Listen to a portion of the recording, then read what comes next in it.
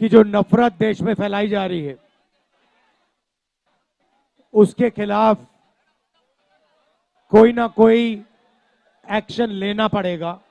और इसीलिए भैया पुलिस वाले धक्का मत दीजिए ना, क्योंकि मणिपुर में बीजेपी ने सिविल वॉर का माहौल बना रखा है। हिंदुस्तान में लड़ाई हुनर और दलालों के बीच में है। 1 साल पहले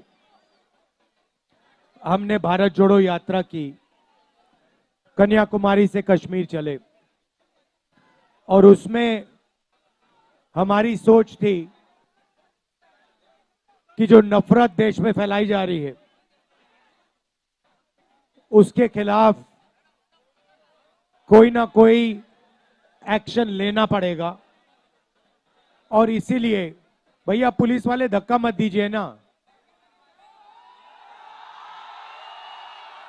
ये मोदी जी की रैली नहीं है, ये हमारी रैली है। इसमें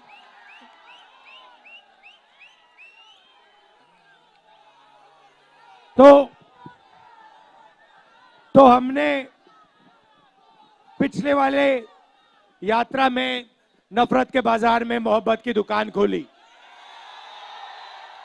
और पिछली यात्रा में बहुत सारे लोगों ने हमें कहा कि देखिए आप 4000 किलोमीटर चले मगर बहुत सारे ऐसे प्रदेश हैं जहां आप गए नहीं। उड़ीसा नहीं गए, झारखंड नहीं गए, छत्तीसगढ़ नहीं गए, बंगाल नहीं गए, असम नहीं गए, बिहार नहीं गए, तो आपको दूसरी यात्रा करनी चाहिए। और हमने दूसरी यात्रा मणिपुर से शुरू की और मुंबई में ये यात्रा समाप्त हो रही है। मगर ये यात्रा मुंबई में नहीं समाप्त हो रही है, ये यात्रा धारावी में समाप्त हो रही है। शुरुआत हमने कहा कि मणिपुर में, क्योंकि मणिपुर में बीजेपी ने सिविल वॉर का माहौल बना रखा है। भैया पुलिस वाले धक्का मत दो, कुछ नहीं होने वाला। और भैया ऐसी शक्ति से धक्का दोगे तो आपको परे कर देंगे ये लोग, तो रिलैक्स रहो, कुछ नहीं होने वाला। तो हुनर का कैपिटल है यहां पे। लड़ाई हिंदुस्तान में लड़ाई हुनर और दलालों के बीच में है।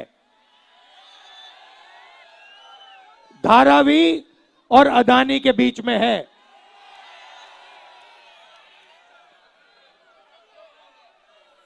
और इसीलिए यात्रा में हमने न्याय शब्द जोड़ दिया।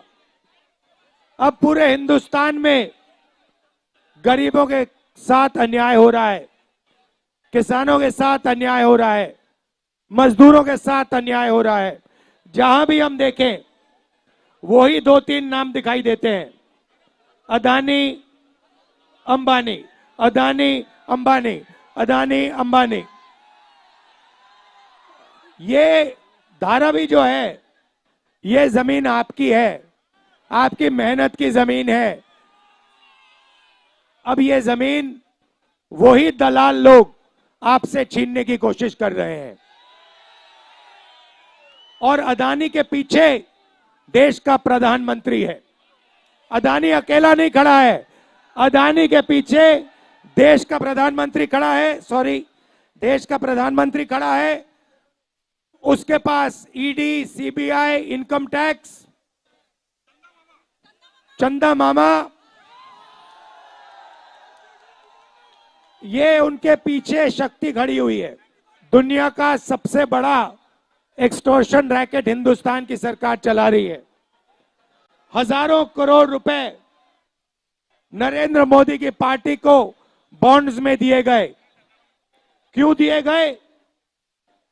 3 कारण हैं, 3 तरीके हैं। सबसे पहला, कंपनी के पास बीजेपी के लोग जाते हैं, इन्फोर्समेंट डायरेक्टरेट की, ईडी की, इनकम टैक्स इंक्वायरी शुरू होती है। इंक्वायरी आस्ते आस्ते आस्ते खत्म हो जाती है। यह है पहला तरीका। हिंदुस्तान में पिछड़े वर्ग के कितने लोग हैं? कितने परसेंट हैं पिछड़े वर्ग के लोग हिंदुस्तान में? कितने हैं? 50% हैं। दलित कितने हैं? 15%। आदिवासी कितने? 8%। माइनॉरिटी कितने? 15। सब मिला के कितने हुए? 90, तकरीबन 90। मीडिया में 90% के कितने लोग? मीडिया में 90% के कितने लोग? इनकी मालिकों की लिस्ट निकालो। आपको एक ऐसा नहीं मिलेगा, एक मालिक नहीं मिलेगा जो पिछड़ा, दलित, आदिवासी हो। एक नहीं मिलेगा। फिर आप हिंदुस्तान की सबसे बड़ी 200 कंपनियों की लिस्ट निकालो, मालिकों की लिस्ट निकालो। उसमें आपको एक पिछड़ा वर्ग का नहीं मिलेगा, एक दलित नहीं मिलेगा, एक आदिवासी नहीं मिलेगा। आप ना बड़ी कंपनियों में हो, ना मीडिया में हो, तो हो कहां आप लोग? कहां हो? मीडिया में नहीं हो, बड़ी कंपनी में नहीं हो, बड़े अस्पताल, बड़े स्कूल कॉलेजेस के सरकार में भी नहीं हो। हिंदुस्तान की सरकार को 90 लोग चलाते हैं। उसमें से 3 ओबीसी हैं, 3 दलित हैं, 1 आदिवासी है। हिंदुस्तान की सरकार 100 रुपए खर्च करती है बजट में, तो 90% को 6 रुपए मिलते हैं। 6 रुपए 90% के अफसर निर्णय लेते हैं। भाइयों और बहनों, आप कहीं हो ही नहीं। पहले आपके रास्ते थे, आपका रास्ता सेना में जाने का था, उसको बंद कर दिया, अग्निवीर लागू कर दिया। अब आपको कहते हैं कि 2 तरीके के शहीद होंगे, एक को शहीद का दर्जा मिलेगा, दूसरे को शहीद का दर्जा नहीं मिलेगा। चाइना के सैनिक 5 साल ट्रेनिंग करेंगे, हमारा अग्निवीर 6 महीने ट्रेनिंग करेगा। और जब अग्निवीर शहीद होगा, उसे ना पेंशन मिलेगी, ना उसे शहीद का दर्जा मिलेगा। उसे कहा जाएगा आप मर गए मगर आप शहीद नहीं हो। पब्लिक सेक्टर को ये एक के बाद एक बेच रहे हैं। किसके हाथ में दे रहे हैं?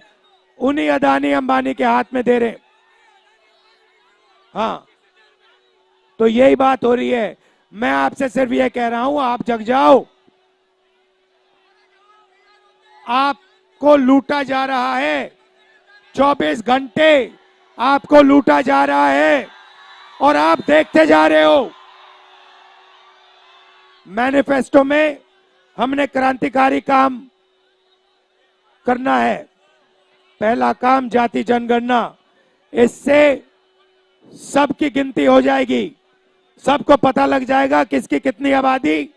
उसके बाद इकोनॉमिक सर्वे होगा, फाइनेंशियल सर्वे होगा, हिंदुस्तान की सब संस्थाओं का सर्वे होगा।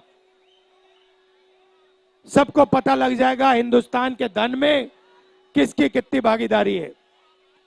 दूसरा कदम, 1 लाख रुपए हिंदुस्तान की हर गरीब महिला को हमारी सरकार देने जा रही है। ये 16 लाख करोड़ रुपए इन्होंने 20 लोगों 25 लोगों का कर्जा माफ किया है। ये हर रोज अरबपतियों को धन देते रहते हैं, बांटते रहते हैं। इसीलिए हम हिंदुस्तान की गरीब महिलाओं को 1 लाख रुपया साल का, 8,400 रुपए महीने का देने जा रहे हैं।